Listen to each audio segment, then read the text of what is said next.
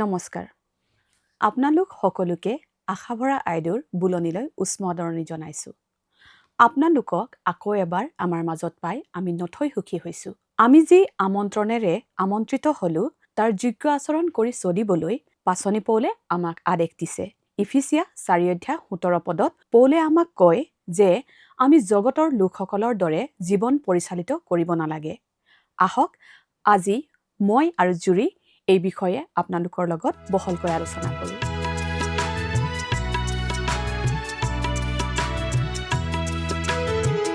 যদি লাগে জীৱন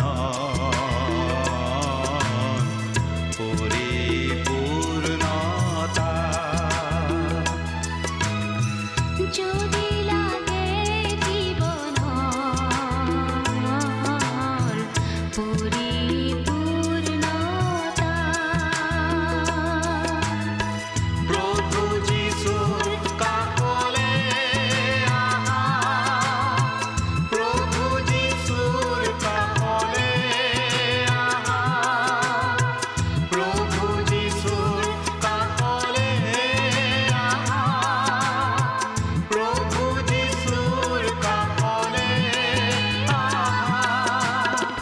কেৱল তেওঁতে ভৰসা কৰি তুমি ঈশ্বৰৰ সন্তান হবা, কেৱল তেওঁতে ভৰসা কৰি তুমি ঈশ্বৰৰ সন্তান হবা। যদি লাগে জীৱন পৰিপূৰ্ণতা,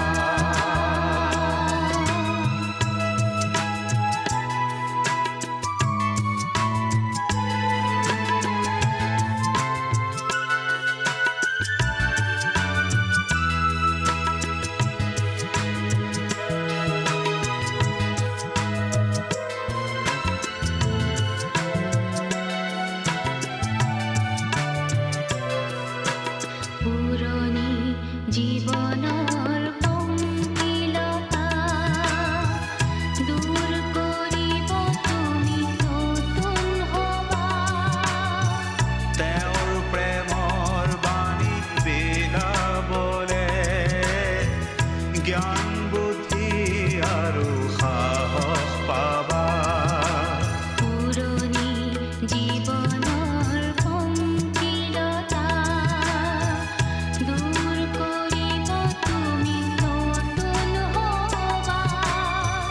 তেওঁৰ প্ৰেমৰ বাণী বিলাবলে জ্ঞান বুদ্ধি আৰু সাহস পাবা। যদি লাগে জীৱন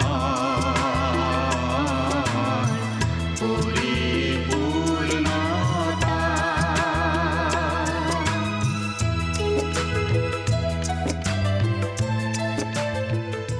পৌলে এই বাক্যৰ ওপৰত এই পদ্ধতিটোকে তিনিটা পৰ্যায়ত ভাগ কৰি আমাক বুজাব খুজিছে।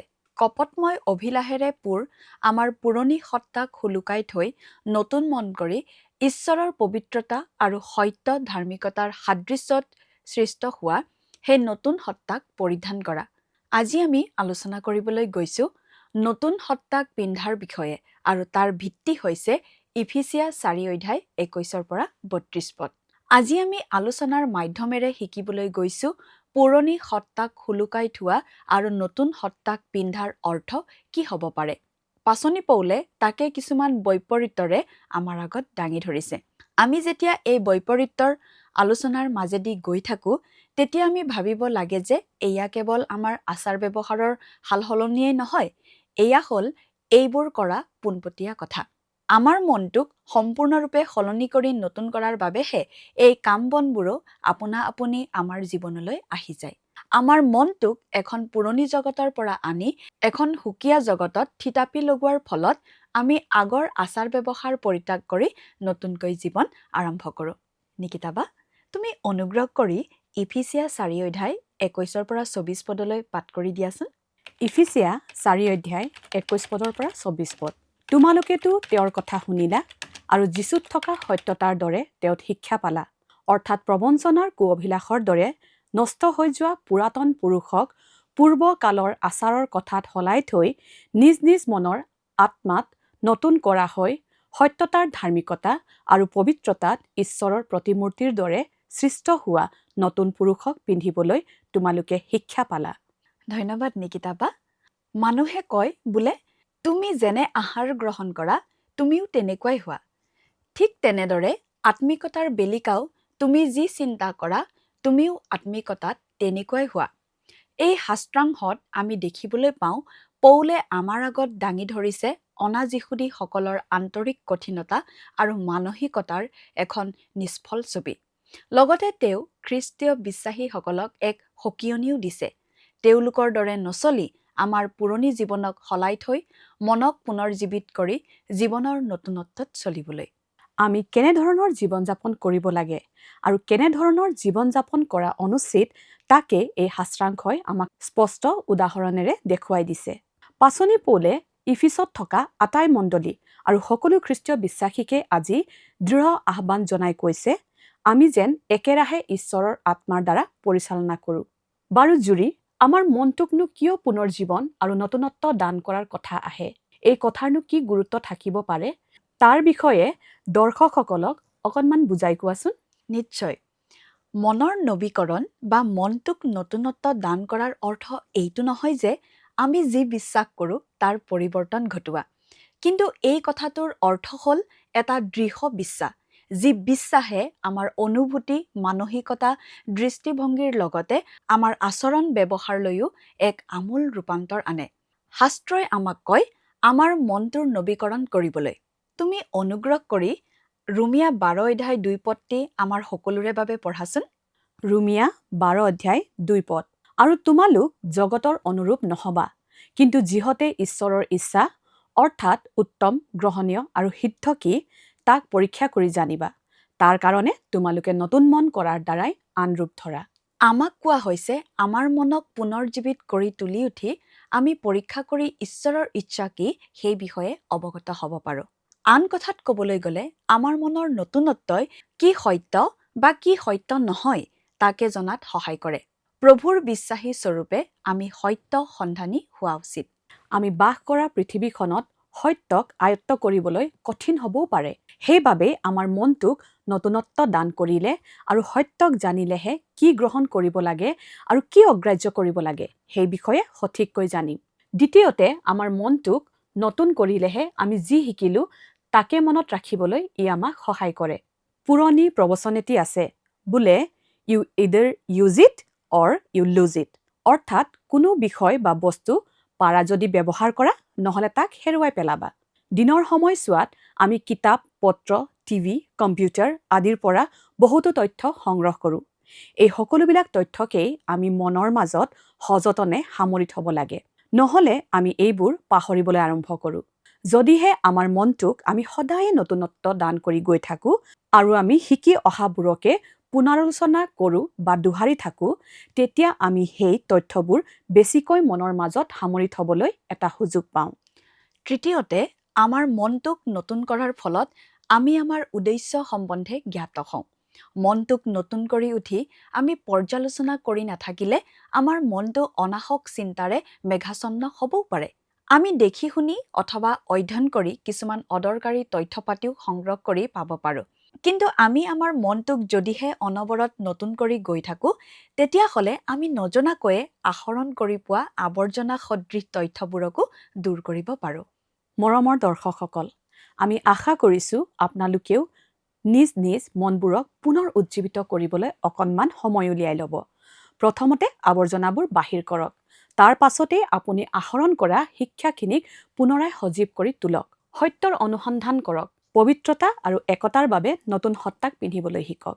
আমাৰ মনটোক পুনৰাই সজীৱ কৰি তুলিবৰ বাবে আমি কাৰ্যকাৰীভাৱে কি কি পন্থা হাতত ল'ব পাৰোঁ? বঢ়িয়া প্ৰশ্ন। মই কিছুমান উপায়ৰ কথা অৱশ্যে ভাবি পাইছোঁ। প্ৰথম খোজতে আপোনাৰ মনটোক ৰক্ষণাবেক্ষণ দি সঠিক নিৰ্দেশনা দিবৰ বাবে ঈশ্বৰৰ ওচৰত প্ৰাৰ্থনা কৰক। আমাৰ মনটোৱে হ'ল আমাৰ বুদ্ধিমত্তা, বিচাৰ বিবেচনা আৰু মনৰ উদ্দেশ্যৰো আৱাসস্থান। আমাৰ মনটোৰ ভিতৰতে জন্ম লয় আমাৰ আচাৰ ব্যৱহাৰ আৰু অভ্যাসে, আৰু সেই মনটোৰ ভিতৰতে জন্ম লয় আমাৰ আত্মিক পৰিৱৰ্তনে। ৰোমিয়া 12:2 পাওঁ, আৰু তোমালোক জগতৰ অনুৰূপ নহবা, কিন্তু যিহতে ঈশ্বৰৰ ইচ্ছা অৰ্থাৎ উত্তম, গ্ৰহণীয় আৰু সিদ্ধ কি তাক পৰীক্ষা কৰি জানিবা, আৰু তাৰ কাৰণে তোমালোকে নতুন মন কৰাৰ দ্বাৰাই আন ৰূপ ধৰা। মোৰ মনৰ প্ৰত্যেকটো চিন্তা ভাৱনায়ে স্থিৰ সিদ্ধান্ত কৰে, আৰু মোৰ জীৱনৰ দিনবোৰে, বছৰবোৰে আৰু সৰ্বশেষত মোৰ জীৱনটোৱে কেনেধৰণে কৰ্ম কৰিবগৈ, সকলো কথাটো মনৰ ভিতৰতেই সৃষ্টি হয়। আমি যে কেনেকৈ প্ৰায়ে আমাৰ মনৰ ত্ৰুটি বিচ্যুতিৰ বাবে ঈশ্বৰৰ পৰা ৰক্ষণাবেক্ষণ আৰু নিৰ্দেশনা প্ৰাৰ্থনা কৰিবলৈকে পাহৰি যাওঁ, বিফল হওঁ। এতেকে দিনৰ আৰম্ভণিতেই ঈশ্বৰৰ কাষত এটি সহজ সৰল প্ৰাৰ্থনাৰে দিনটো আৰম্ভ কৰক, যাতে আমি কি বিষয়ত আলোকপাত কৰাটো ঈশ্বৰে ইচ্ছা কৰে তাকে যেন তেওঁ পবিত্ৰ আত্মাৰ দ্বাৰাই আমাক দেখুৱাই দিয়ে। তাৰ পাছৰ দ্বিতীয় খোজটোৱে হ'ল আমাক পৰাজয়ৰ পথলৈ নিয়া চিন্তাধাৰাক বিচাৰি উলিওৱা। আমি জানো যে আমাৰ আচাৰ ব্যৱহাৰৰ জন্ম মনতেই। শয়তানেও আমাৰ মনটোক ভ্ৰান্তিৰ পথলৈ নি তাক নিৰস্ত্ৰ কৰাৰ চেষ্টাত থাকে, আৰু কেতিয়াবা সি সফলো হয়। কেতিয়াবা আমি আত্মপৰাজয়ৰ গ্লানিয়ে অনা মানসিক যন্ত্ৰণাৰ অভিজ্ঞতাৰ মাজেদিও দিন কটাবলগীয়া হওঁ। আমি অনবৰত আত্মিক যুঁজত সংগ্ৰাম কৰি গৈ আছো, আৰু আমিও তৎক্ষণাতেই ইয়াৰ পৰা মুক্ত হ'বলৈ বা যুদ্ধৰ মাজত তিষ্ঠি থাকিবলৈকো সক্ষম নহ'বও পাৰোঁ। আৰু এনে ক্ষণতে আমাৰ প্ৰয়োজন হয় অনবৰত প্ৰাৰ্থনা কৰিবলৈ আৰু লগতে ঈশ্বৰৰ বাক্য অধ্যয়ন কৰিবলৈ। তেতিয়া এনে অনুভৱ হ'ব যেন কোনোবাই আমাৰ গধুৰ বোজাটো তুলি লৈ গৈছে। এয়া আমাৰ নিজৰ প্ৰচেষ্টাৰ ফল নহয়, কিন্তু এয়া হ'ল ঈশ্বৰৰ শক্তিৰ মহিমা। তৃতীয় খোজটি হ'ল আপোনাৰ চিন্তাধাৰা আত্মকেন্দ্ৰিক নহয়, ঈশ্বৰ কেন্দ্ৰিক হওক। আপুনি নিজকে প্ৰশ্ন কৰক, মই বাৰু মোৰ মন মগজু আৰু চিন্তাধাৰাক ঈশ্বৰৰ চিন্তাত নিমগ্ন কৰিছোনে? অথবা সকলো জাগতিক চিন্তাধাৰাই আহি মোক গ্ৰাস কৰি পেলাইছে নেকি? ঈশ্বৰৰ কথাত মনোনিৱেশ কৰিবলৈ হ'লে আমাৰ কৰ্মৰো প্ৰয়োজন। যদিহে আমি প্ৰভু যীশুৰ কথাত ইচ্ছাৰে মনোযোগ নিদিওঁ, তেতিয়াহ'লে আমাৰ মনটো দিহিঙে দিপাঙে ঘূৰি কোনোবা দিনা কোনো অবাঞ্ছিত ঠাইলৈও গুচি যাব পাৰে। কলচীয়া 3:1-2 কয়, এতেকে তোমালোকে যদি খ্ৰীষ্টে সৈতে তোলা হলা, তেন্তে ঈশ্বৰৰ সোঁহাতে যি ঠাইত খ্ৰীষ্ট বহি আছে, ওপৰত থকা সেই ঠাইৰ কথা বিচাৰিবা, পৃথিৱীৰ কথা নাভাবি ওপৰৰ কথা ভাবিবা। ইয়াৰ অৰ্থ হ'ল আমাৰ দৈনন্দিন জীৱনৰ পাৰ্থিৱ কাজ কৰ্মতকৈও এই সকলোৰ মাজতেই আমি ঈশ্বৰৰ ৰাজ্যৰ কথাকহে আগস্থান দিব লাগে। এতিয়া আমি চতুৰ্থ খোজটোৰ বিষয়ে শুনিম। চতুৰ্থ পৰ্যায়টি হ'ল প্ৰভু যীশু খ্ৰীষ্টত আপুনি যি সত্য গ্ৰহণ কৰিলে, সেই সত্যতেই আপুনি ভৰসা কৰি শান্তি লাভ কৰক। প্ৰাৰ্থনা কৰক প্ৰভুৱে যেন আপোনাৰ মনটোক সুৰক্ষা দান কৰে, শত্ৰুক চিনি পোৱাত যেন প্ৰভুৱে আপোনাক সহায় কৰে, আপোনাৰ অন্তৰ্দৃষ্টি যেন ঈশ্বৰতেই নিবদ্ধ থাকে। আপুনি কেতিয়াবা কৃতকাৰ্য হ'বও পাৰে বা কেতিয়াবা নহ'বও পাৰে। দিন বাগৰি গৈ থকাৰ লগে লগে আপুনি দিনে দিনে প্ৰভুৰ সান্নিধ্যত এই সফলতাত বৃদ্ধি পাই গৈ থাকিব। প্ৰভু যীশু খ্ৰীষ্টৰ যোগেদি পোৱা আপোনাৰ পৰিচয়ে আপোনাৰ বৰ্তমানৰ পৰিস্থিতিত যি প্ৰভাৱ বিস্তাৰ কৰে, সেই মূল বিষয়টোৱে আপোনাৰ ভৱিষ্যতৰ স্বৰ্গীয় জীৱনৰ স্থিতি নিৰূপণ কৰে। ইয়াক কেৱল মাত্ৰ বিশ্বাসৰ দ্বাৰাহে লাভ কৰা হয়। সেইবাবেই এই 4টা পৰ্যায় প্ৰথমৰ পৰা চতুৰ্থলৈকে প্ৰতিদিনেই অনুশীলন কৰাৰ আৱশ্যক। সৰ্বশেষৰ ঘাই কাৰণটো হ'ল ঈশ্বৰে আমাক প্ৰভু যীশুখ্ৰীষ্টৰ সাদৃশ্যেৰে ৰূপান্তৰিত কৰিব বিচাৰে। আপোনালোকে যদি অনুগ্ৰহ কৰি 1 যোহন 2:17-22 পঢ়ি চাই, তেন্তে তাত যোহনে কৈছে যে পৃথিৱীখন অস্থায়ী, কিয়নো আমি সকলোৱেই এই পৃথিৱীৰ পৰা এদিন আঁতৰি যামগৈ। এই দৃশ্যমান পৃথিৱীখনো অস্থায়ী, কিয়নো ঈশ্বৰে কয় যে শেষকালৰ পাছত তেওঁ এখন নতুন পৃথিৱীৰ সৃষ্টি কৰিব। প্ৰকাশিত বাক্য 21 আৰু 22 অধ্যায় আৰু তাৰেই ফলস্বৰূপে এই পৃথিৱীৰ অভিলাষো খন্তেকীয়া আৰু সৰগত ইয়াৰ একো মূল্যায়ন নহয়। তুমি বাৰু নতুন সত্তা বা নতুন পুৰুষক পিন্ধাৰ বিষয়ে কিবা উদাহৰণ কেইটামান দিব পাৰিবানে? হয়, কিন্তু উদাহৰণবোৰ দাঙি ধৰাৰ আগেয়ে আমি আকৌ এবাৰ ইফিচিয়া 4:25-32 চাই লওঁ আহা। আপোনালোকে ইয়াত নিশ্চয় লক্ষ্য কৰিছে যে এই শাস্ত্ৰাংশৰ 27 শয়তানৰ বিষয়ে উল্লেখ আছে, লগতে 30 পবিত্ৰ আত্মাৰ বিষয়েও উল্লেখ আছে। বাকী গোটেইখিনি শাস্ত্ৰাংশ পঢ়িলে এনে লাগে যেন এখন প্ৰাথমিক স্কুলত শিক্ষক বা শিক্ষয়িত্ৰীয়ে সৰু সৰু ল'ৰা ছোৱালীবোৰক ধমক দি কৈ আছে, বৰুণ মিছা নামাতিবা, পিংকি মই তোমাক কোৱা নাছিলোনে আশাৰ কিতাপখন নল'বলৈ? ল'ৰা ছোৱালীবোৰ তোমালোকে মমৰ ৰংবোৰ ভগাই লোৱাচোন। জ্যোতি আন ছোৱালীবোৰৰ বিষয়ে তেনেকৈ নকবা, এইবোৰ ভাল কথা নহয়। ল'ৰা ছোৱালীবোৰৰ এনেকুৱা আচৰণৰ বিষয়ে বাৰু ঈশ্বৰে কি ভাবে? এয়া পাপ। আমি ভাল হ'ব লাগে। এতিয়া বাহিৰলৈ যোৱা আৰু খেলাগৈ। ল'ৰা ছোৱালীবোৰক কোৱা কথাবোৰক ধৰণ কৰণবোৰ অলপ বেলেগ বেলেগ হ'ব পাৰে, কিন্তু ক'ব লগা শিকাবলগীয়া কথাবোৰ একেই। সেই একেবোৰ কথাই আমাৰ আজিৰ দিনৰ প্ৰাপ্তবয়স্কসকলৰ বেলিকাও প্ৰযোজ্য। বাইবেলৰ শিক্ষাবোৰ আমাৰ ল'ৰা বুঢ়া সকলোৰ বাবেই একেধৰণেই পালনীয়। হয়, ই অতি সত্য। এতিয়া আমি আলোচনা কৰোঁ হওক ৫টা বিশেষ উদাহৰণক লৈ। আমি কেনেকৈ পুৰণি সত্তাক হুলুকাই থৈ নতুন সত্তাক পৰিধান কৰিব লাগে। প্ৰথমটোৱে হ'ল সত্য কোৱা, মিছা ত্যাগ কৰা। ইফিচিয়া 4:25 কয়, এতেকে তোমালোকে মিছা এৰি প্ৰতিজনে নিজ নিজ চুবুৰীয়াৰ সৈতে সত্য আলাপ কৰা, কিয়নো আমি ইজনে সিজনৰ অংগ প্ৰত্যংগ হৈ আছো। অসত্য মানেই মিছা কোৱা, আনক প্ৰতাৰণা কৰা, অৰ্থাৎ এক দীঘলীয়া মিছা সাধু কোৱা, আখৈ মতা, কাৰো অপকাৰ নকৰাকৈ এনেই মিছা কোৱা, অসাধু আচৰণ, প্ৰতাৰণা, মিছা ভাওজোৰা অথবা অৰ্ধ সত্যহে প্ৰকাশ কৰা। কোনো এটা মিছা সাক্ষ্য বিয়পাই দিয়াটো অতি সহজ কাম, কিন্তু তাক বন্ধ কৰাটোহে অতি কঠিন কাম। দ্বিতীয়তে আমাৰ খং ইতিবাচক খং হওক। আমাৰ খং ৰাগবোৰ পাপৰ পৰা উদ্ভৱ হোৱা নহওক। ইফিচিয়া 4:26 কয়, তোমালোকে ক্ৰোধ হৈ পাপ নকৰিবা, বেলি মাৰ নযাওঁতে তোমালোকৰ কোপ শান্ত হওক। খং এটা স্বাভাৱিক কথা, সহজাত সংস্কাৰ। ঈশ্বৰেও দুষ্টৰ ওপৰত ক্ৰোধ বাকি দিয়ে। ঈশ্বৰৰ খং পাপৰ পৰা নাহে। প্ৰভু যীশুৱেও খং প্ৰকাশ কৰিছিল। উদাহৰণস্বৰূপে মাৰ্কে আমাক আৰু কয় যে পাছলৈ তেওঁ ধৰ্ম প্ৰচাৰ কৰি ফুৰোতে মাতৃসকলে নিজ নিজ সন্তানবিলাকক তেওঁৰ কাষলৈ আনোতে মানুহবিলাকে শিশুবিলাকক তেওঁৰ ওচৰলৈ যাবলৈ নিষেধ কৰাত প্ৰভু যীশুৱে নিজৰ শিষ্যবিলাকক তিৰস্কাৰ কৰি কৈছিল, মাৰ্ক 10:13-14 শিশুবিলাকক মোৰ ওচৰলৈ আহিবলৈ দিয়া, নিষেধ নকৰিবা, কিয়নো স্বৰ্গৰাজ্য এনেকুৱাবিলাকৰহে। কিন্তু আমাৰ বেলিকা কথাটো ওলোটা হয়। পাবলৈ আশা কৰি থকা স্বীকৃতিকণ নাপালেই আমি খং প্ৰকাশ কৰোঁ। কোনোবাই আমাৰ দুখ ত্ৰুটিবোৰ আঙুলিয়াই দেখুৱাই দিলেই আমাৰ খং উঠে। আমাৰ বাৰু কিয় খং উঠে? আমাৰ খং উঠে আমাৰ গৰ্ব আৰু স্বাৰ্থপৰতাৰ বাবে। জাকোব 1:19-20 পাওঁ, হে মোৰ প্ৰিয় ভাইবিলাক, তোমালোকে জানি আছা, কিন্তু প্ৰত্যেক মানুহ শুনিবলৈ খৰ, ক'বলৈ ধীৰ আৰু ক্ৰোধলৈও ধীৰ হওক, কিয়নো মানুহৰ ক্ৰোধে ঐশ্বৰিক ধাৰ্মিকতা সাধন নকৰে। তৃতীয়তে আমি ভগাই ল'বলৈহে শিকিব লাগে, চুৰ কৰিবলৈ নহয়। ইফিচিয়া 4:28 আমাক কোৱা হৈছে, যিজনে চুৰ কৰে সি আৰু চুৰ নকৰক, কিন্তু অভাৱত পৰা লোকক দান কৰিবলৈ সমৰ্থ হ'বৰ কাৰণে নিজ হাতেৰে সৎব্যৱহাৰত পৰিশ্ৰম কৰক।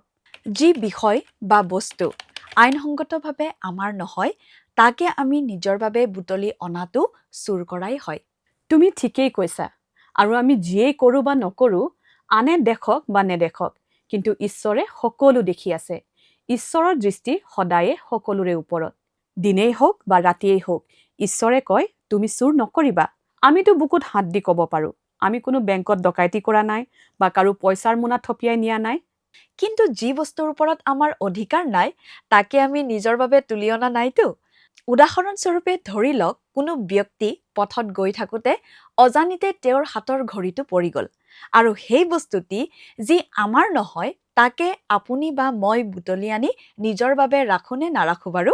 চিকিৎসা সেৱাৰ বাবদ চৰকাৰৰ তৰফৰ পৰা কিবা সহায় বা উপকাৰ দাবী কৰি লওঁতে বা অফিচৰ কামৰ বাবে খৰচ লওঁতে আমি বাৰু প্ৰকৃত খৰচতকৈ কেতিয়াবা তাকৰকৈ লওঁ জানো?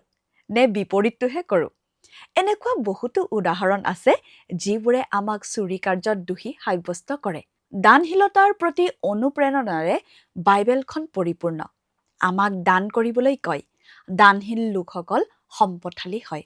হিতোপদেশ 11:25 দানশীল প্ৰাণী পৰিতৃপ্ত হয় আৰু পানী ছটিয়াওঁতাজনে নিজেও পানীৰ ছাতি পায়। কিন্তু উপকাৰ আৰু সহভাগিতাৰ কাৰ্য আমি পাহৰিব নালাগে, কিয়নো এনে যজ্ঞত ঈশ্বৰ সন্তুষ্ট হয়। বাহিৰৰ জগতখনে কয়, প্ৰত্যেকজনে নিজৰ বাবে কাম কৰক। তুমি যিহকে পাৰা তাকে নিজৰ কৰি লোৱা। প্ৰথম স্থান লাভ কৰিবলৈ যত্ন কৰা। বিচাৰি পোৱাজন অধিকাৰী হয়, হেৰুৱাজনে কান্দিবলৈ পায়। কিন্তু ঈশ্বৰে কয়, অভাৱত থকাবিলাকক যত্ন লোৱা, আৰু মই তোমাৰ যত্ন ল'ম। এই পুৰণি সত্তাক সুলকাই নতুন সত্তাক পিন্ধা। চতুৰ্থতে, সুবচন মুখৰ পৰা ওলাওক, কুবচন ব্যৱহাৰ নকৰিব। ইফিচিয়া 4:29 আৰু 30 পদত কয়, তোমালোকৰ মুখৰ পৰা কোনো বেয়া কথা নোলাওক, কিন্তু শুনাবিলাকক অনুগ্ৰহ দান কৰিবলৈ, প্ৰয়োজন মতে ধৰ্মত বৃদ্ধি কৰিবলৈ ভাল কথা ওলাওক, আৰু ঈশ্বৰৰ যি পবিত্ৰ আত্মাত মুক্তি দিনৰ বাবে মোহৰ মৰা হলা, তেওঁক অসন্তুষ্ট নকৰিবা। অবচনীয় বচন ব্যৱহাৰ নকৰিব, কাকো হাও নিদিব বা কাকো অপমানো নকৰিব। আমি কটু মন্তব্যৰে কৰা ৰসৰ বা কৌতুকো ঈশ্বৰৰ দৃষ্টিত সংবেদনশীল নহয়। আমাৰ জিভাখনক দমন কৰাক লৈয়ে এয়া হ'ল এক বিস্ময়কৰ অদৃশ্য সংগ্ৰাম। আমি গমেই নাপাওঁ যে আমাৰ পুৰণি সত্তাৰো যুদ্ধ কৰিবৰ বাবে ভালেমান শক্তি আছে। সেয়ে আমাক জাকুব 1:26 পদত কোৱা হৈছে, কোনোৱে যদি নিজকে ধাৰ্মিক যেন মানে কিন্তু নিজৰ জিভা দমন নকৰি নিজৰ হৃদয়ক ভুলায়, তেন্তে সেই মানুহৰ ধৰ্মকৰ্ম ব্যৰ্থ। আমাৰ কথা বতৰা গাম্ভীৰ্যপূৰ্ণ আৰু মধুৰ হওক। আমি কথা বতৰাত মানসিক উৎকৰ্ষ সাধক শব্দ ব্যৱহাৰ কৰিলে শ্ৰোতাসকলক সন্মান, শান্তি, আনন্দ, অনুগ্ৰহ আৰু আত্মিক লাভ উপহাৰ দিয়াৰ দৰে হয়। অস্বাস্থ্যকৰ কথা বতৰাই ঐক্য আনিব নোৱাৰে, আনে মাথোন বিভেদহে। যেতিয়া আমাৰ মুখৰ পৰা মানসিক উৎকৰ্ষ সাধক কথা বতৰাৰ সলনি অশ্ৰাব্য মাত কথা নিৰ্গত হ'বলৈ দিওঁ, তেতিয়াই আমি পবিত্ৰ আত্মাক বিতুষ্ট কৰি পেলাওঁ। আমাৰ মুখৰ বাক্যই বাৰু সুন্দৰকৈ গঢ়ি তুলিব পৰা জীৱন এটাক প্ৰতিফলিত কৰেনে? অথবা তাৰ বিপৰীতে তাক ছিন্ন ভিন্ন কৰি ধ্বংসমুখী কৰাৰ ছবি এখনহে দেখুৱায়? তাক আমি নিজেই বাছি ল'ব লাগিব। এতেকে ধাৰ্মিকতা আৰু সত্যতাৰ পবিত্ৰতাৰে সৃষ্ট হোৱা নতুন সত্তাক পিন্ধোৱা হওক। পঞ্চমতে, মৰমীয়াল হওক। আনৰ প্ৰতি তিতা ব্যৱহাৰ নকৰিব, খঙালো নহ'ব। ইফিচিয়া 4:31 আৰু 32 পদত কয়, সকলো কটুবাক্য, খং, ক্ৰোধ, দ্বন্দ্ব, নিন্দা, এই সকলো আটাই হিংসাই সৈতে তোমালোকৰ পৰা দূৰ হওক, আৰু তোমালোক পৰস্পৰে হিতকাৰী আৰু কোমল চিত্তৰ লোক হৈ ঈশ্বৰে যেনেকৈ তোমালোকক খ্ৰীষ্টত ক্ষমা কৰিলে, তেনেকৈ তোমালোকেও পৰস্পৰে ক্ষমা কৰা। মণ্ডলীৰ ভিতৰৰ লোকসকলে অথবা বাহিৰৰ জগতখনৰ লোকসকলেও আমাৰ অপকাৰ কৰিব পাৰে। কেতিয়াবা তেওঁলোকে জানি বুজিয়েই আমাৰ অহিত কৰে, কিন্তু কেতিয়াবা এনেকুৱাও হ'ব পাৰে যে তেওঁলোকে কি কৰিছে তাক নাজানে। আমিওতো নানান বিষয়ত ভুল ত্ৰুটি কৰি পাওঁ। আমি কৰা এই ভুল ভ্ৰান্তিবোৰক বাৰু আমি কি দৃষ্টিৰে চাওঁ? এইবোৰেও আমাক তিতাকেহা লগায়নে? লোকৰ বিচাৰ কৰিবৰ বেলিকাও আমি যেন বিচাৰকৰ ভূমিকা গ্ৰহণ নকৰোঁ। আপোনাৰ বিষয়টি ঈশ্বৰৰ আগত প্ৰাৰ্থনাৰে দাঙি ধৰক আৰু তেওঁকে নিষ্পত্তি কৰিবলৈ দিয়ক। ৰোমিয়া 12:19 পদত প্ৰভুৱে কয়, হে প্ৰিয়সকল, তোমালোকে অন্যায় প্ৰতিকাৰ নকৰিবা, কিন্তু ক্ৰোধলৈ ঠাই থবা। কিয়নো এনে লিখা আছে, প্ৰভুৱে কৈছে, প্ৰতিকাৰ কৰা মোৰ কৰ্ম, মইহে প্ৰতিফল দিম। মানুহৰ প্ৰতি মৰম দেখুৱাওক। প্ৰভু যীশু খ্ৰীষ্টত ঈশ্বৰে আমাক যেনেকৈ ক্ষমা কৰিলে, তেনেকৈ আমিও যেন আনৰ প্ৰতি ক্ষমাশীল আৰু কোমল মনৰ হওঁ। আপোনাৰ পুৰণি সত্তাক আৰু ঠাই নিদিব। প্ৰতিহিংসা পৰায়ণ হ'ব খোজা পুৰণি সত্তাক হুলুকাই পেলাই দিয়ক।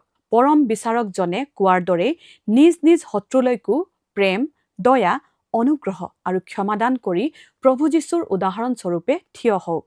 আমি আশা কৰিছোঁ পুৰণি সত্তাক হুলুকাই থৈ নতুন সত্তাক পৰিধান কৰা বিষয়টি নিশ্চয়ে আপোনালোকৰ বাবে উপভোগ্য হৈছে, আৰু আপোনালোকে ইয়াৰ পৰা ভালেখিনি শিকিছেও। এতিয়া এই পুৰণি সত্তাক এৰি নতুন সত্তাক পিন্ধোতে পালন কৰিবলগীয়া 5টা উদাহৰণৰ কথা কিন্তু নাপাহৰিব। এতিয়া আমি আমাৰ আলোচনা চক্ৰৰ শেষত উপনীত হলোহি। আমাৰ আশা আৰু ঈশ্বৰৰ ওচৰত এয়ে প্ৰাৰ্থনা, আপোনালোক সকলোৱে যেন পুৰণি সত্তাক হুলুকাই নতুন সত্তাক পিন্ধাত সদায়ে অধ্যৱসায় কৰি গৈ থাকে। আপোনালোকে তেওঁত ভৰসা কৰাৰ দৰেই ঈশ্বৰে আপোনালোকক এই প্ৰচেষ্টাত আশীৰ্বাদ কৰক। অহাবাৰলৈ আকৌ আপোনালোকক পুনৰ লগ পোৱাৰ প্ৰতিশ্ৰুতিৰে বিদায় মাগিলোঁ। নমস্কাৰ।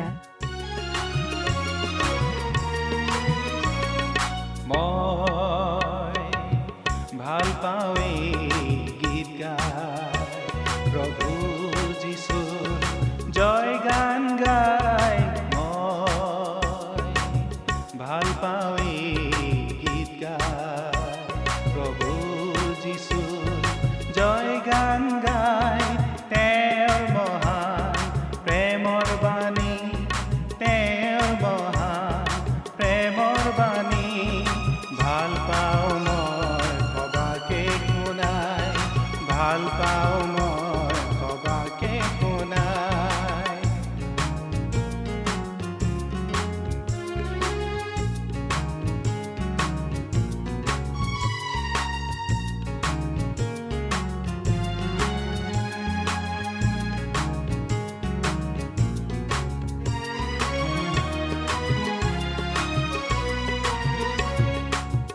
আহিছিলে ধৰালে নম্ৰ মানৱ ৰূপে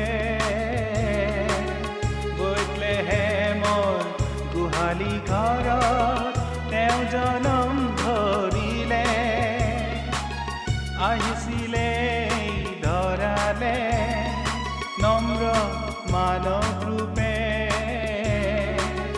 বেথলেহেমৰ গোহালি ঘৰত তেওঁ জনম ধৰিলে সেই আনন্দত শুভ বাতৰি সেই আনন্দত শুভ বাতৰি ভাল পাওঁ মই সবাকে শুনাই ভাল পাওঁ মই সবাকে শুনাই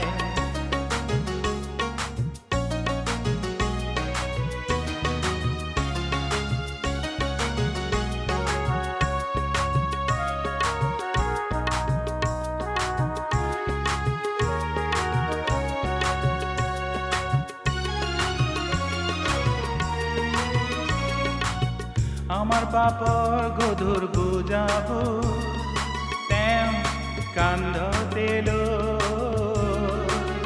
ক্ৰুচৰ ওপৰত প্ৰাণৰ পিলে আমাৰ জীৱন দিবলৈ আমাৰ পাপৰ গধুৰ বুজাবোৰ তেওঁ কান্ধতে লৈ ক্ৰুচৰ ওপৰত প্ৰাণৰ পিলে আমাৰ জীৱন দিবলৈ তেওঁৰ মহান ত্যাগৰ বাণী তেওঁৰ মহান ত্যাগৰ বাণী ভাল পাওঁ মই সবাকে শুনাই ভাল পাওঁ মই সবাকে শুনাই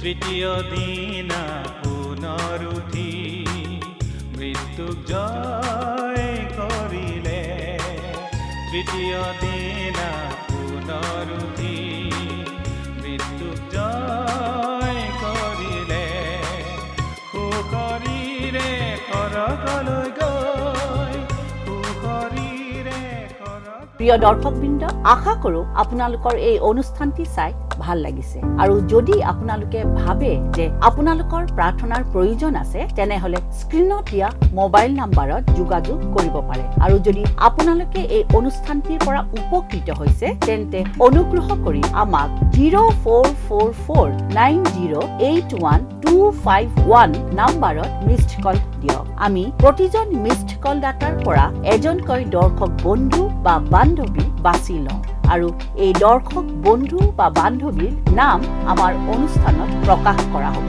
আৰু এটি উপহাৰ প্ৰেৰণ কৰা হ'ব মই নাম্বাৰটো আকৌ এবাৰ কৈ দিছোঁ 0444908125